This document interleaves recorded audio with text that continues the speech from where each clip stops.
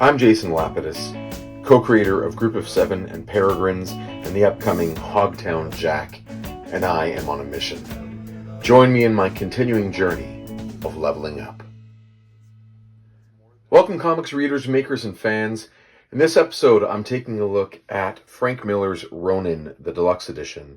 Originally published in 2014, this is a fifth printing of a series, a six-issue series from 1983 and 1984. I'm trying to look through this to see what I can learn to help me master the craft. Of course, we do need to talk a little bit about context, but please keep in mind this is not intended to be an exhaustive examination of Miller's body of work, nor RONIN specifically, but just a chance for me to find a few key things that I can be inspired by and learn from, and maybe that'll work for you too. RONIN falls in an interesting spot in Frank Miller's bibliography. It takes place primarily after his stint as a writer and artist, collaborating with Klaus Janson on Daredevil and the Wolverine Limited series in 1982. And then, of course, after this, he goes on to collaborate with Klaus Janson and colorist Lynn Varley on the groundbreaking Dark Knight Returns. And while RONIN was not a critical or financial success at the time, obviously Dark Knight Returns goes on to change the landscape, or at least be part of the wave of comics that changed the landscape in many ways, including being a book that quickly becomes spine-bound and is on bookshelves in bookstores, which was a new audience for comics and graphic novels at the time. RONIN kind of falls short of its promise of being Miller's great work from the point of view of maybe DC and maybe readers at the time that were probably hoping for something that felt similar to Daredevil and maybe Wolverine Limited series, and like a step in the direction towards something greater and grander. But we got something different, and maybe that's not necessarily a bad thing. So let's take a look inside, and we can discuss some of the things that are in here. Let's see what's going on. So this version, like I said, is from 2014, and neat. There's an introduction by Jeanette Kahn, who was the publisher of DC at the time, and she's kind of worked at DC with an ethos of, let's experiment, let's try some new things, let's take a few big swings as publishers and see what we get. And she comes from the publishing industry, not from comics. Already we're seeing a change in Miller's style from what we saw in Daredevil, given something as simple as there's no holding line, there's no outline on this character. This character's form is created through a series of crosshatches, and so the form is now defined by where the hatching stops and where colorist Lynn Varley, who, yes, of course, works on Dark Knight Returns, but this is working with traditional comic book coloring technique as opposed to watercolor or gouache. Varley is the one who also helps define these shapes by changing the color from form to form. Sometimes it works really well. For me as a reader, I do get lost once in a while. I find things like this here. I know when we look at it closely that this is the sword and that's his hand and that's his tunic, or the sleeve of his coat, the sleeve of his tunic and some armor, and that's shadow and smoke in the sky. But on first glance, these forms meld together. Even though that one's colored red and this one's colored almost a brown gray, they still go together. Not always easy to notice, of course, the two eyes and the brow in the background, and the nose here, and mouth, upper lip. I guess this is of some sort of antagonist, pretending I haven't read this already.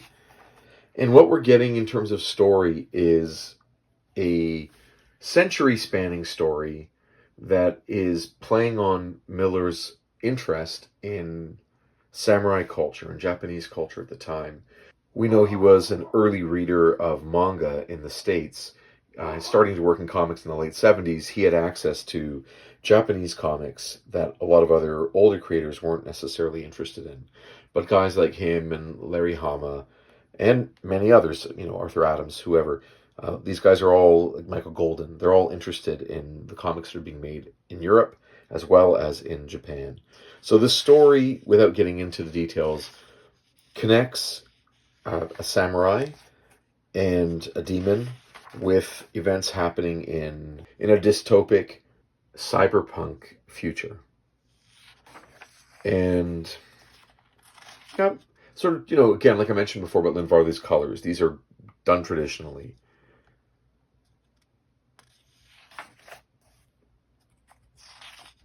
We see some of the same panel work from the Wolverine Limited series, these vertical panels. We see Miller using it here as well as these open panels.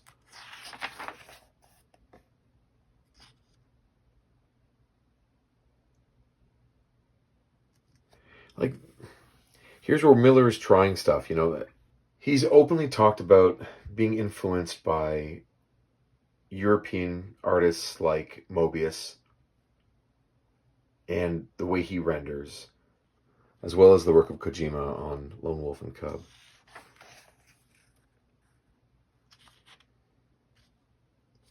Here we can see a little bit more of that Mobius stuff where there isn't so much of light and dark, but more open forms. And a lot more little texture marks done in ink. And the technology is sort of reminiscent of what we're seeing in those Mobius books. We also get a series of these 2-page spreads that are done on duo shade paper. So this is paper that has... This is paper that has a carcinogenic element to it. When you apply a chemical to this paper, it gives you a gray tone of one kind. And when you apply a second chemical to it, it gives you a different gray tone, a lighter one. I see it there. So there's the lighter, and there's the darker. And so you get this duo shade. You get 2 shades, along with the white of the paper and the black of your ink. We see this used a lot in early Ninja Turtles, too.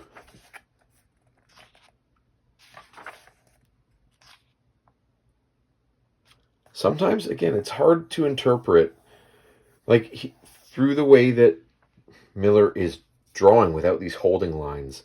I'm not always sure of what the details are. Like, I feel like he kind of gets away with not really committing to particular designs because I don't really know how those digits, how the fingers and knuckles are mechanically created. We get these interesting shapes in the background that I know represent something technological, some kind of interface. And sometimes he does commit, but other times it's really quite vague. And some of the creative choices don't necessarily work very smoothly, like they can become a little bit distracting. Other times I enjoy them quite a bit. Like, why on earth we get this crazy red out of nowhere? Well, the sword stands out, as does the reflection of it. Does it represent blood of some kind that has yet to be spilled? I'm not sure.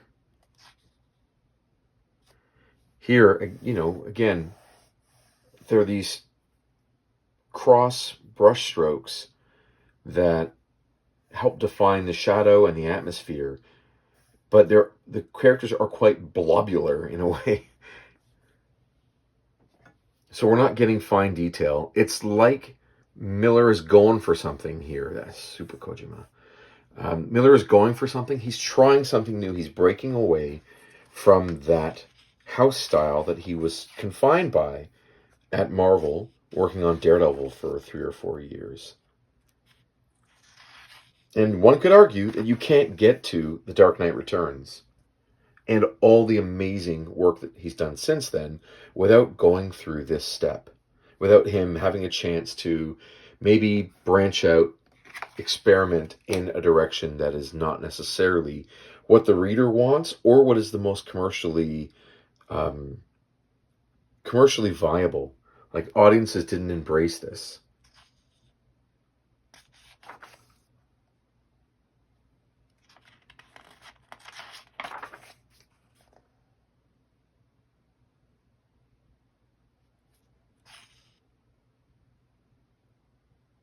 This panel has famously been swiped. You can support the channel by picking up the comics that we make. Group of Seven, A Most Secret Tale features 7 historical figures on a secret fictional mission to save the world, written by Chris Sanigan and drawn by yours truly. And Peregrines, Flights, Fiends, and Fisticuffs, featuring 4 secret agents who are undercover as nurses on the front lines of the First World War and protect us from the unknown and the unbelievable, also written by Chris Sanigan and illustrated by me. Available in both print and digital formats on our website, groupofsevencomics.ca. Thank you so much for your support. Yeah, this panel famously swiped by Liefeld.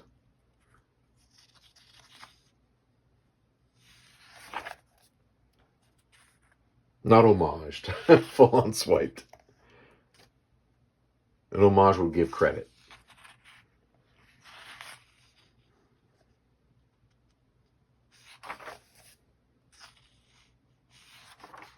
Another example here where it doesn't really work for me. These are supposed to be laser beams. It looks to me, because they have a holding line, it reads to me like a net, as opposed to lasers.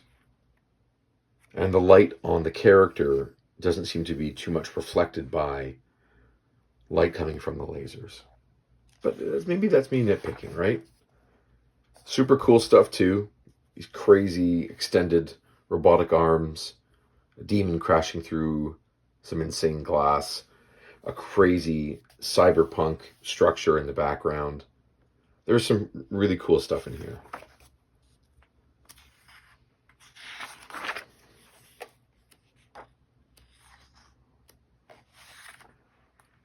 The reveal of our protagonist in the sewer.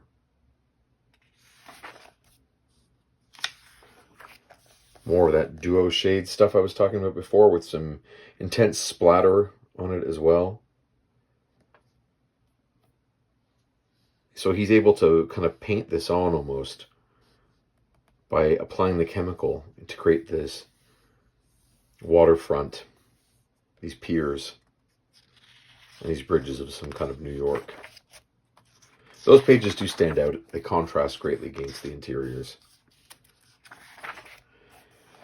We see some kind of underground dwellers. Reminds me a lot of the mutants. We see sort of like the proto-mutants in this. The Gimp in Pulp Fiction.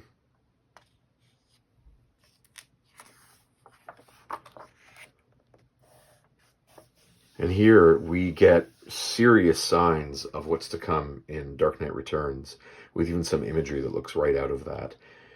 The use of so many panels. Here we have 15 panels being used on this page. And we see this metered style from him, again, in Dark Knight Returns. As well, this bat creature. I mean, in Dark Knight it's a bat, coming towards us in the bat cave. 15 panels, 15 panels. Very interesting.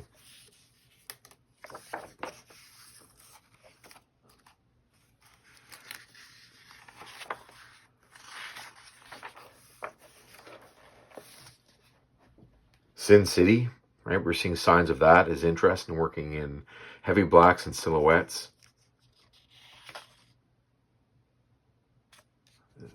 Looks great.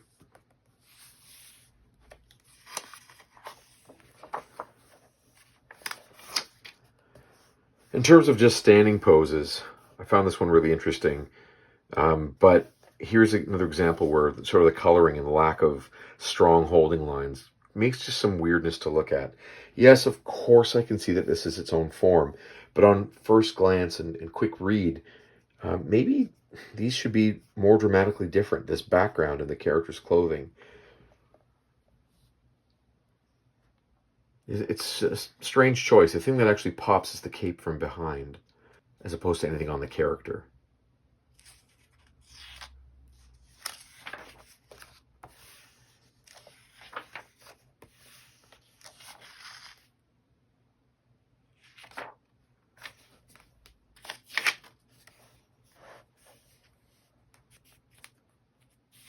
A lot of lines, a lot of marks, but not actually a lot of detail on what's being drawn here.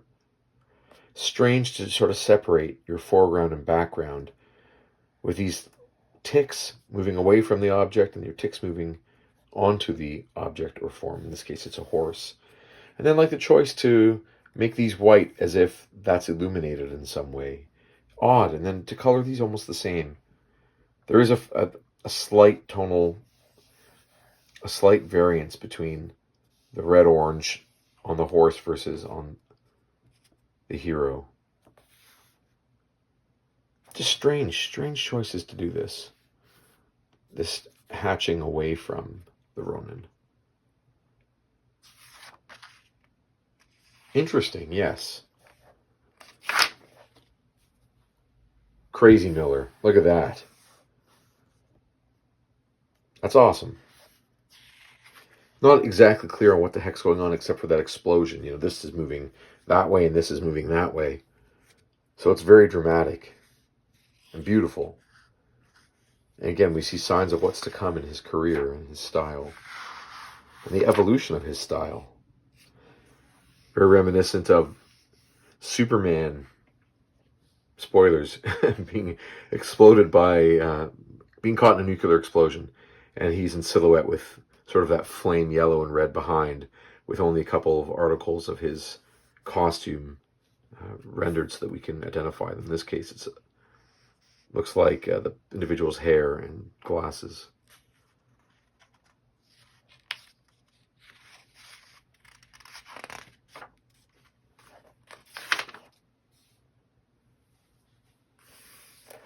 Cool image. Like almost epic, you know, in the way that by the time Miller's working on Dark Knight Returns in 85 and 86, he's got the iconography of Batman down pat and he becomes larger than life. I know the Ronin is moving downward and it doesn't exactly work, but it doesn't exactly work on me either. It's like almost great. If one of my friends drew this, I'd be over the moon excited for them. But maybe because my expectations of Miller are just so high. There's the cover image. I might be setting myself up for some kind of disappointment. Shades of Dark Knight Strikes Again of 300. But again, here's that actual 16-page, that actual 16-panel usage on a page. With sometimes very little happening in a panel. But he's slowing a moment down, right?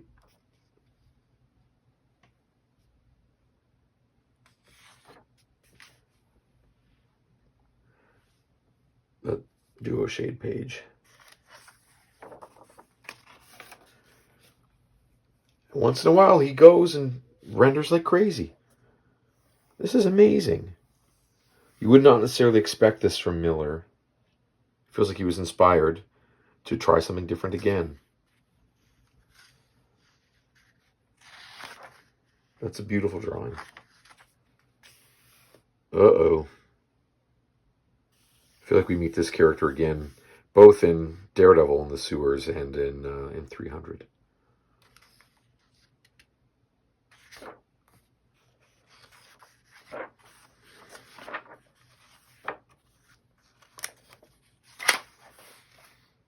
Awesome. Interesting, graphic.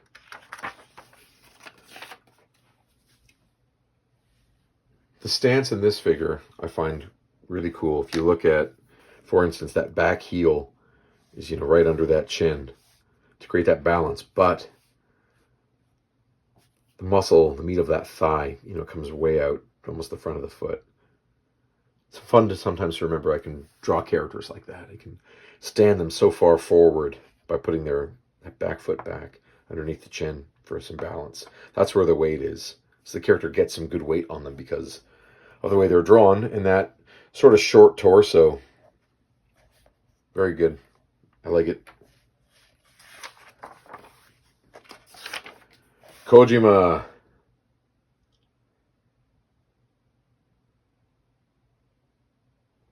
Sometimes, you get interested in reading something and you kind of want to try your hand at that style. And I like to think that we all have the chance to kind of express the thing that we're interested in that moment in the way that we make our own thing.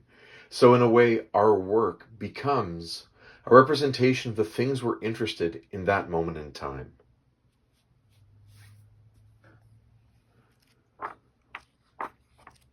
There's a lot of other great art in this book. I don't want to spoil the story, but one of the things just to add to this particular collection or this particular edition, there is a gallery at the back that has some original art in it, as well as some of the house ads, some reviews about what they're saying about Ronin. We get quotations from Harlan Ellison, John Byrne, Claremont, Simonson, Perez, Eisner, Steve Gerber, Bill Sienkiewicz, Klaus Janson.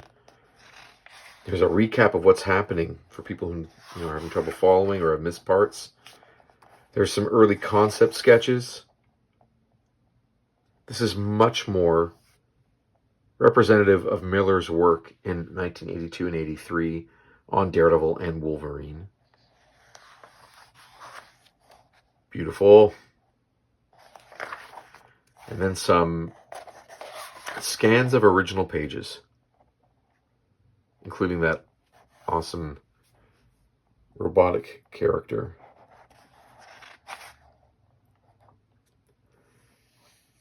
Panel borders, done quite organically.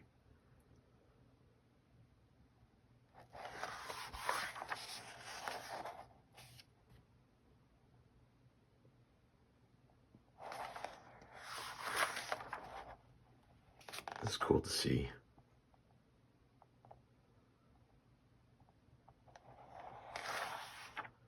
And there we go. Honor never dies. Some of my main takeaways for Ronin. First is to find some joy in experimenting. Try some things that work, pivot with what doesn't, make adjustments. It isn't always about how everything looks on the page as its own thing, but sometimes a book can be a journey for a creator as well. And how you make those adjustments to see which pages work. Maybe you need a little bit of time. Maybe you need to see them in print. Get some feedback from some valued creators or people who give you valuable feedback. You make those adjustments, but also a lot of what works in comics happens through working at that expedient pace, right? That page a day or 2 pages a day pace. So you try it, whether it works or not, you still move forward. And in the end, you're hoping that you get there by the end of that project. Not every single page has to be exactly the thing you were going for. Sometimes it will take dozens or hundreds before you actually start to produce things that look the way you want them to, when you want them to. But experimentation is a necessary step in that journey. My second big takeaway, I think, is really drawing from your own passion. It's clear in this book, Miller is really into certain things. Like I said before, some of that cyberpunk work we're getting from artists like Mobius, from Europe, and the Franco-Belgian tradition, like with, for magazines like Heavy Metal, as well as his passion for samurai comics, samurai movies, maybe some grindhouse movies, from artists like Koseki Kojima, especially from that creative team on Lone Wolf and Cub of Koike and Kojima. I think it's also really important that we experiment without an audience. We experiment free of the concerns of what an audience is thinking about and what an audience wants.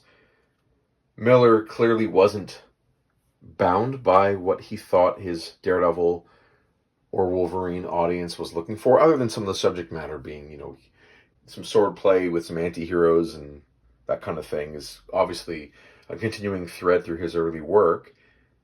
But in terms of his art style, he kept moving forward. And it kind of reminds me a little bit of the White Album by the Beatles, in that the Beatles came off some huge success, being lauded as geniuses in 67, 66 even as well, with albums like Revolver and then Sgt. Pepper. And then in 68, they put out the White Album, and they experiment a ton. And it's a larger edition, it's a double album, but lots of misses on it, and some gems in there too. Of course, from those sessions come songs like Revolution and Hey Jude, but you also get a lot of songs on it that are veering way to that are veering way into experiment and that are not all that listenable. And even to this day, even though I appreciate, I still skip over when I'm listening to that record. So it kind of reminds me that sometimes we just gotta make stuff and not worry about what it's for and what it means to others, but it's part of our own journey. And now what about you? What are your takeaways from Frank Miller's Ronin from 1983 and 84? Have you picked this one up already? Are you going to get this edition particularly? Do you have the originals? Do you have the artist edition? Do you find it interesting to look at? Do you find it ugly? Do you find his techniques to be appealing to you, or maybe not at all? Please hit like on this video, subscribe to the channel. Let me know in the comment section below what your thoughts are on Frank Miller's Ronin, or anything to do with your artistic journey as well in making comics. And I'll see you next time on another episode of Leveling Up.